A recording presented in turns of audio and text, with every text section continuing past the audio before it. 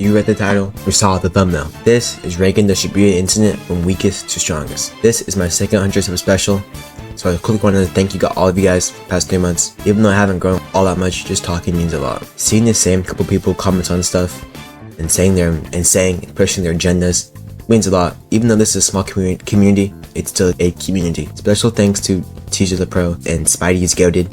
Even though I barely know those guys, I would consider them my first YouTube friends. So special thanks to them and go sub to them. The way this list is going to work is like a tier list would. What I mean by that is it's not going to be matchup focused. A perfect example is Naobito and Dagon. We all know Naobito is stronger than Dagon and scales higher, but Dagon wins because of his domain expansion. But on the tier list, you would put Naobito over Dagon, and the same would apply to this list. So this is just who scales the highest, AP and speed wise, and durability of course. So the disaster curses aren't going to be carried by their domain expansions.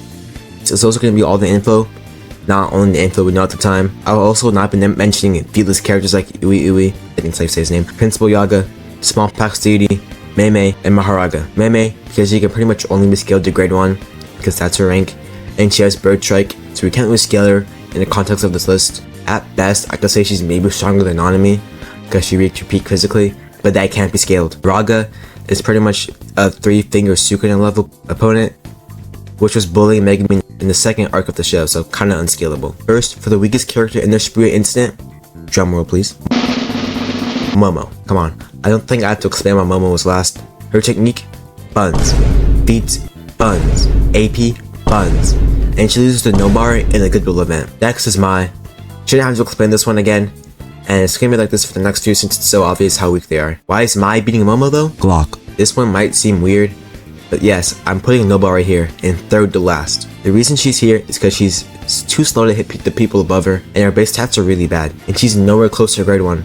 As you see, Nanami is on a completely different level compared to her, and she gets washed by Haruta. Next is Haruta. This is pretty simple, he beat Nobara, so anyone under Nobara, he's beating. He's too fast for Nobara, and was barely trying. This also might seem weird, but now I have Miwa above Nobara and Haruta. But if you really think about it, it makes sense. Miwa is a very lone relative to Maki and Goodwill, and yes, she would have died multiple times as she said herself, and she got disarmed. But these feats alone, in my opinion, get her above Nobara, because we never see anything of Nobara even being close to Maki in physical stats. So I think Miwa will be able to dodge Nobara's pins, close in, and kill her. Now it's a cockroach curse that Yuji fought. We know he has the strength of a semi-grade 1, so I'd say he's here. I could see him maybe losing to Miwa because of her simple domain, but it's debatable. Both these people are fodder though. Next up is Panda. Panda has pretty good feats of beating a Mega Mario clone and being relative to Maki physically. This is pretty much it for scaling, but something I'd want to say is that we can't include his third core because she's featless and gets one-shot by Kashima's lightning. Not saying it's a bad feat, as 90% of this list is getting one-shot by Kashima's lightning. Inumaki is next, and this is gonna be weird because his only feats are being relative to Goodwill, Megami, and Kamo, but I see his curse speech working on people under him, and he's ranked highest out of the Goodwill besides Toto. Now it's Maki. Maki can spar with Panda, which is a pretty good feat, and implied to be the strongest outside of Yuji and Megami and Goodwill. She, however, just isn't grade 1 level, as Nami says she's too weak, and we easily see her get out then. I could see her under Inumaki though. Ino is next, and his feats and statements are pretty limited. He straight up has no feats in Shibuya, and in one statement that he should be semi-grade 1 or grade 1, but doesn't want to until Nanami approves it. Even his feats we do see in Shinjuku don't tell us anything, as Sukune pretty much ignores him every time, so he has no feats. And the one statement Ino is mostly known for, he's talking about Nanami, it's not even about him. So his only statement can get him pretty far. I would say maybe grade 1, but under Nanami definitely. Now it's Nanami. I know he seems a bit low, he has pretty bad feats, and even in Shibuya he barely has feats. Nanami, in overtime, scales to a Rage Amp Yuji in the verse Mahito arc. This Yuji is really weak, as Yuji then gets stronger in Goodwill, hits more black flashes, then Shibuya happens, and by the end of it, he's hit even more black flashes, which will make him faster and stronger.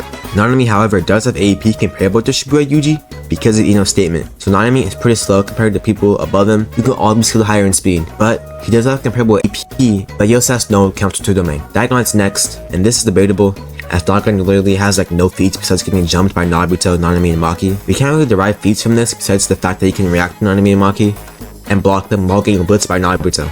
The one statement you can use to scale with Dagon is a statement that Naobito never knows him says after Jogo comes in. And that's the fact that Jogo is stated to be on a whole nother level compared to Dagon. This should be pretty obvious to say that anyone relative to Jogo should be stronger than Dagon. Todo is next up here. I could honestly see him being higher. The reason he's here is the same reason as Don. Todo uses skills to Goodwill Yuji, and he says he's getting outpaced by Shibuya Yuji, and the narrator supports this, as when Mahito uses his domain, we see Todo act the slowest out of the three of them. Todo's AP is pretty good though, as he's able to damage Hanami and Goodwill. If he was really a Goodwill Yuji with better battle IQ, curse technique.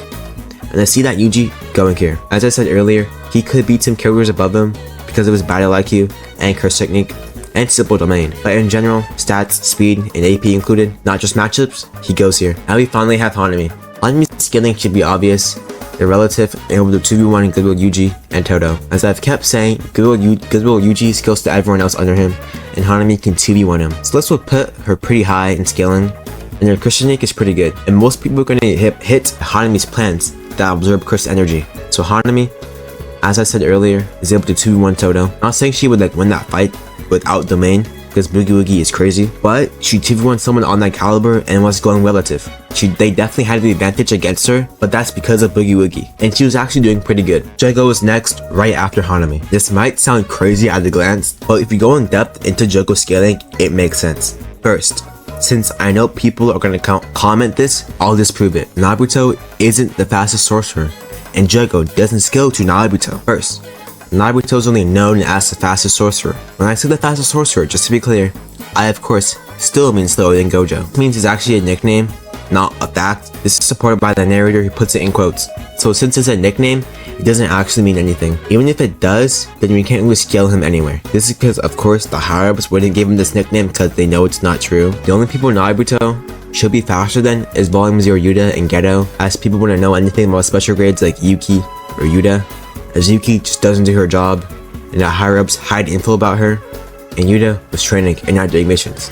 But this isn't even true, as Teen Geto is stronger than younger Naobito, because he's called the strongest alongside Gojo. So if Naobito's statement isn't true, then at best gets him above any other grade 1, which he could already do. Jogo still doesn't scale to Naobito though. When Naobito has one arm, he's faster than Jogo, and Jogo can't react to his attacks, only outsmarting Naobito. Now I can actually scale Jogo, since that Naobito statement's out of the way. Jogo, as I said earlier, scales to Hanami. This is because they're both attacking Gojo at the same speed, and they have no reason to hold back. Nothing disproves this, as I literally just said, Jogo doesn't scale to Naobito, and Jogo literally has no other feat. Jogo should only be a little bit faster because of the statement he says about his durability, saying that he wouldn't have gotten hit by all the stuff that Hanami did and Goodwill. This statement, however, could mean multiple things. It could mean Jogo's faster, or that he wouldn't get hit because of his curse technique being more versatile and wouldn't allow him to get hit. Also, something to note is that Mahito doesn't even think this is true. Jogo, in this same statement, is revealed to not have the same durability as Hanami, and would have died to the barrage of attacks Goodwill Yuji and Todo did against Hanami. Again, in this same statement, Yage says Jogo is only technically stronger because of the elemental advantage, not because he's faster or stronger. So Jogo might be faster than Hanami, but was less durable compared to Hanami. I don't think it's gonna get one shot by Todo or anything like that, but you definitely can't take that many hits of someone with the AP of Todo, so I think he goes here. Gyro is up here next.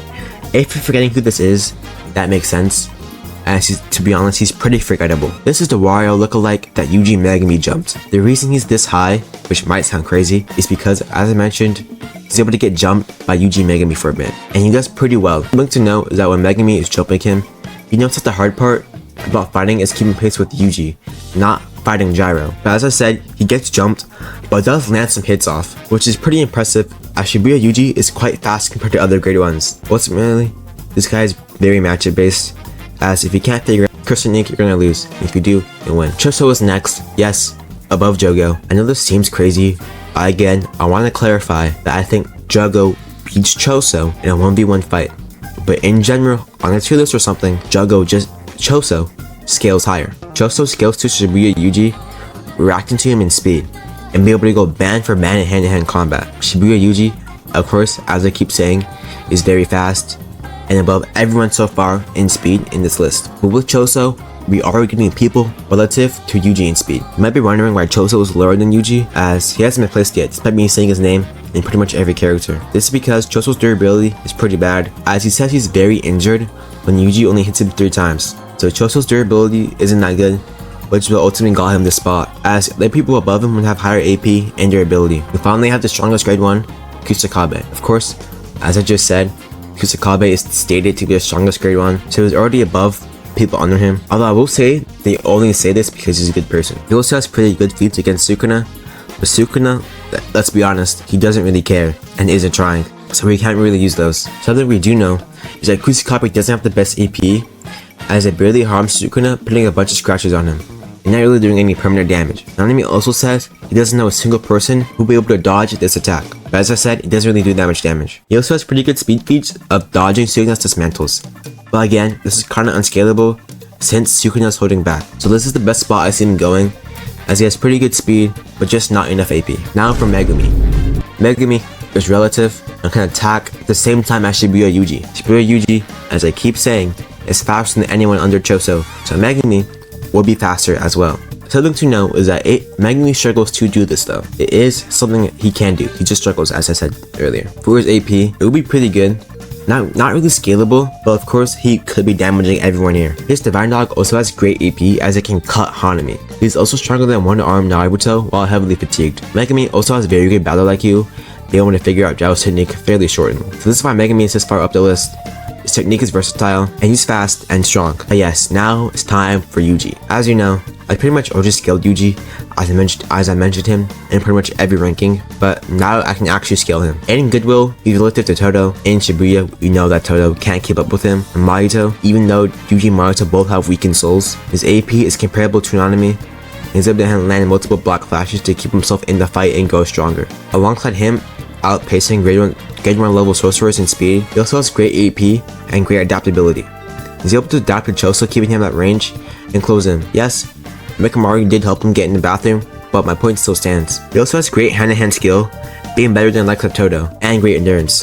He's able to fight with a hole in his gut. Overall, the suits are a great grade 1, being faster than most, and having the AP to back it up, alongside black flashes, which allowed him to get stronger in the fight. I see him being Megumi because of his greater AP and speed, and Kusakabe for the same reasons. Ultimate Mekamaru is next, and he's a bit weird to scale because he has one statement and pretty much no other feats. He's stated by Kenjaku to have the cursed energy release of a special grade. This could mean a bunch of things, but in my opinion, it means that his beams and stuff should have similar AP to people like Ryu, or in just that tier of AP. The only reason it's not higher is because his beams are just kinda slow. You see Mahito pretty easily weave around them. He almost takes him out in one hit. So someone like Yuji could take it down in like 1 or 2 hits. But again, his beams are pretty big, so that's why he's up here. Mahito is next, and no, not just because of his curse technique. Mahito is above Shibuya Yuji. In their fight before Nabara dies, he's able to go relative to Shibuya Yuji in strength and speed. Yuji is just better hand to hand. This Mahito is also split in half. This should make him weaker as he's splitting his soul. Whether it's half power or just a little bit, it doesn't really matter. But Mahito here is still weakened. Mahito then gets even more weakened to 40% of his soul. Yet he can still 2v1 Yuji in Todo. This 40% should be weaker than Yuji's 10%. This is because while Yuji is just sad, Mahito's soul is actually damaged, making him weaker. His soul being at 40% should mean slower and weaker as well, just by an unknown amount. This Mahito can almost one-shot Todo with a black flash. The only reason Todo lived is because he had to focus all of his cursed energy into his stomach, and even then he was taken out of the fight. Again, almost one-shot Shibuya Yuji, saying if he tried a little more, he would have split Yuji's skull. That was at the start of the fight when he was split in half. His soul isomer is also very versatile, it being able to send Todo flying. We don't know how many of these he can use, but the max we've seen uses 4. But even then, having a strength and speed and 4 people that can send Todo flying and fight relative to him is amazing. This is again, while weakened, so the soul isomer would likely be stronger if Mahito was at his full power. This is all my base Mahito, who's again weaker when he does all of these feats. For his transformation, his durability is insane. He's able to just fully tank what Shibuya Yuji hits. Yuji also states that Mahito's transformation is more durable than Choso's blood armor. This is crazy, as Choso's blood armor has some pretty good feats, and shouldn't be getting stronger because we never see him train it. He only gets more blood techniques, durability, and simple domain, and Choso can live from a pretty fresh Sukuna's black flash. I'm not saying Choso tanked it, because he didn't. He left him stunned on his knees. But Mahito it is more durable and will likely be able to continue fighting after that. So Mahito is extremely durable and almost one-shot people like Shibuya Yuji while being faster than him as well. Finally, it is Naobito. Naobito is pretty easily shown to be the second fastest sorcerer. I won't even get into the statement because I think it's unnecessary, but yes, using this dumb statement means he's the second fastest sorcerer. Naobito is easily able to blitz around Daigon, who as killed earlier should be relative to Kudo Yuji, and blitz around Jogo, who should also be a little faster. Naobito should also be faster than Naya because he 1. Has more experience, and 2. Naya won't become the head of the clan after Naobito died. So Naobito is faster than Naya. He's able to blitz post Shibuya, Yuji, and Chosa. So Naobito will be able to do the same and blitz everyone under him, which is why he's so high. He, however, wouldn't be able to damage a transformed Mahito. But again, Naobito is going to be blitzing around him, which is why I placed him over Mahito. He has more speed. Now we're officially entering the special grades in Shibuya with Hirame.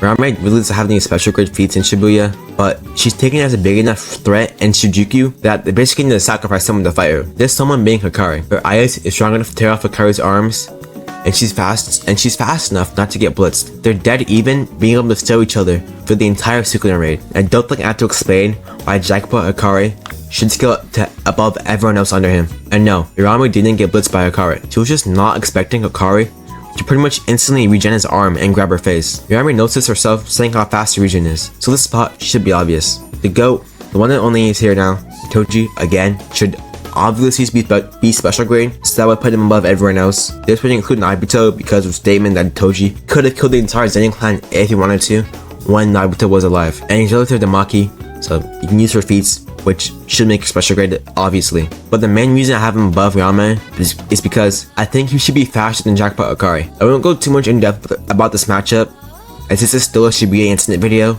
not Toji versus Hirame. But Toji might be able to just tank Hirame's ice without losing limbs, and Hirame shouldn't be able to tank Toji's Playful Cloud sharpened or unsharpened. Next we have Yuki, which might seem crazy to some, but go watch this Kanjaki video to get a basis of where she should scale. So again, I won't go too much into depth, as this is Shibuya, and whenever you scale Kanjaki, you scale Yuki. But because of Yuki's crazy AP, I see here one-shotting Hirame and Toji. Kinda obvious that Kanjaki was next, since we just had Yuki. Made a whole video on Kanjaki scaling, so go watch out to go pretty in depth. Kanjaki should be above everyone under him, and it's also a really bad matchup for everyone if you want to get into matchups. And his hand-to-hand combat might be better than Toji's. No, 15-figure Sukuna isn't here, it's Gojo. I made a whole video on Sukuna versus Gojo in Shibuya, but in short, Shibuya Gojo doesn't scale to Shinjuku Gojo, and 15-figure Yuji Kuna would scale above 15-figure Meg Kuna, so Sukuna wins, and Gojo will be good at split domains either. Now, my glorious King Sukuna. Again, go watch this video to see where he scales. I don't really have much else to say, but sorry for the self-promo. So hopefully this video helped rank the Shibuya incident from weakest to strongest. Thanks for 100 subs, we're moving. Expect more videos like this, and just different videos in general rather than versus battles. And maybe more strong videos if I can think of more people to make it for. Next video is a common Boku squad video. Like, sub, peace.